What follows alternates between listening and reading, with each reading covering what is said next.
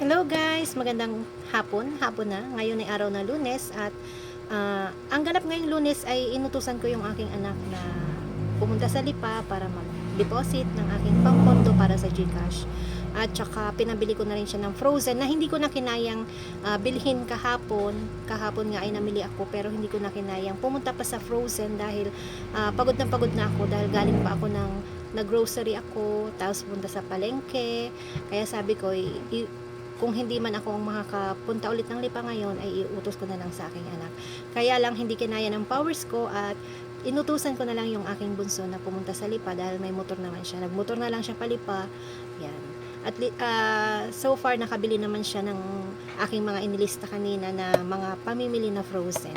So yun guys, ipapakita ko sa inyo yung mga napamili ngayon ng aking anak. Yun ay worth 1,648 na frozen products. Konti lang ngayon, karagdagan lang sa nandito kasi kulang-kulang na at yung ibang frozen ko ay ubos na. Kaya nagpabili ulit tayo. Isang lakad na lang, nagpa-deposit and then nagpabili na rin ng mga frozen. Ngayon nga pala nag-order din ako ng bigas kasi ngayon ay araw ng Lunes doon sa ICOM. Kasi may deliver sila ng every Monday at yun kadadating lang nga ngayon. Ipapakita ko sa inyo guys yung aking in-order na bigas.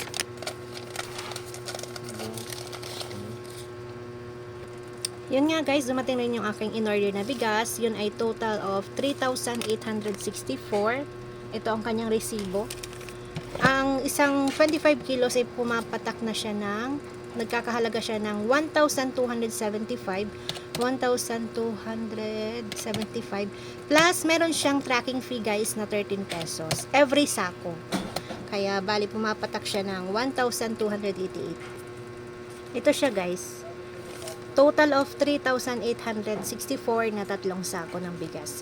Nung nakaraan guys, nagkulang kasi yung aking pinababang in-order na 2 sako. Nagkulang siya kaya dinagdagan ko ngayon. Ginawa ko siyang 3 sako. Yung aking dumating na in-order. 3 sako ng Sinandoming VT. Maganda ang kanyang pagkabigas guys. Yan na rin ang aming isinasain. Yan. 3 sako yan guys. At ito pa rin yung aking mga aayusin na pinamili kahapon. Ang dami-dami. Ang dami-dami pa. Yung mga chichirya lang ang aking naayos kahapon, yung iba at hindi pa rin ako tapos hanggang ngayon. Ito guys yung aking mga pinabili sa aking anak na mga frozen products sa Lipa. Nagpabili lang ako ng 3 tig half kilos na CDO Fantastic Young Pork Tocino. 3 siya. 3 lang. Tig half kilo yan. Oo nga, tig half kilo. 3 tocino at saka smoke longganisa na Joshua ang tatak.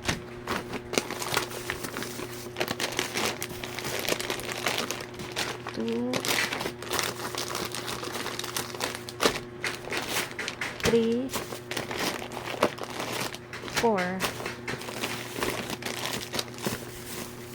Yan. 4 lang yata. Yan, 4 lang nga guys. Tapos, Joshua din na skinless longganisa. Nagpabalidan ako niya ng 4 lang din.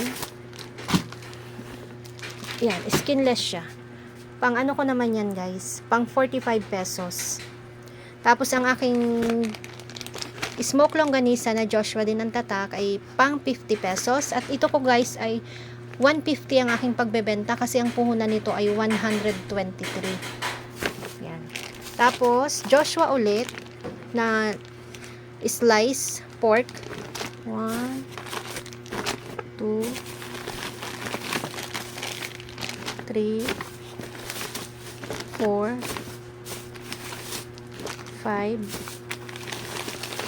6. Yan, 6 lang guys. 6 na slice pork longganisa. Ang pagbebenta ko naman dyan guys ay 55. Tapos dito naman tayo sa 1/4 na CDO Idol Cheese Dog. Nagpabili din ako nito na 2, 3, 4, Ay, nahulog. 4, 5. Ay, nahulog din. 6. 6 lang na slice. 6 lang na 1/4 CDO.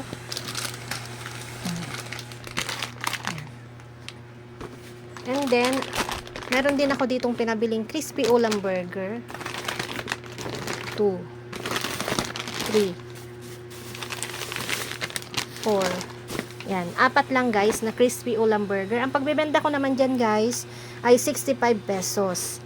Tapos, nagpabili lang ako ng 1 kilong tender juicy na classic.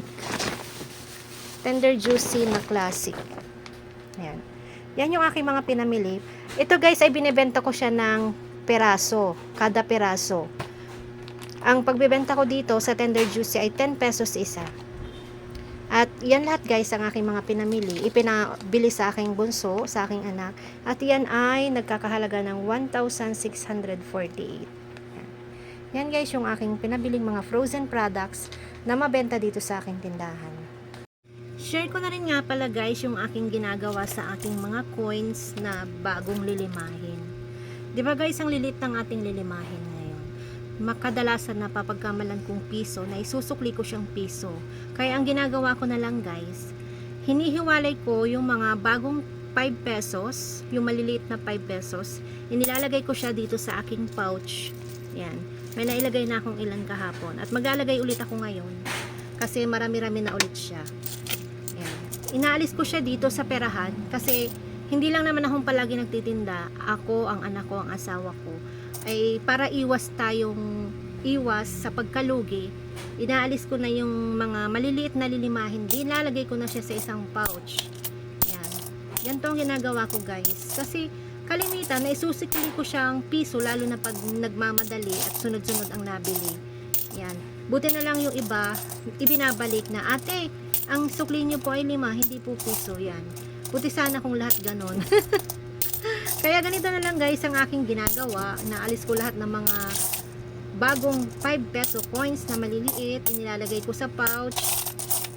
Yan. Ang itinitira ko lang yung old 5 peso coins na malalaki. Yung kitang-kita mo talaga na 5 piso siya. Tapos, madali-dali na rin ang pagbibilang guys ng coins kasi pag kailangan ko magpa-deliver, ito yung binibilang kong coins, mga buong 5 pesos. At yun din ang gustong-gusto ng mga wholesaler kasi hindi ko isinasama yung luma at bagong 5 pesos. Pag bagong 5, puro 5. Pag lumang 5, puro lumang 5. Kasi yun din ang ni-request na para daw hindi magulo. Yan. Medyo kahapon nagsali na rin ako dito.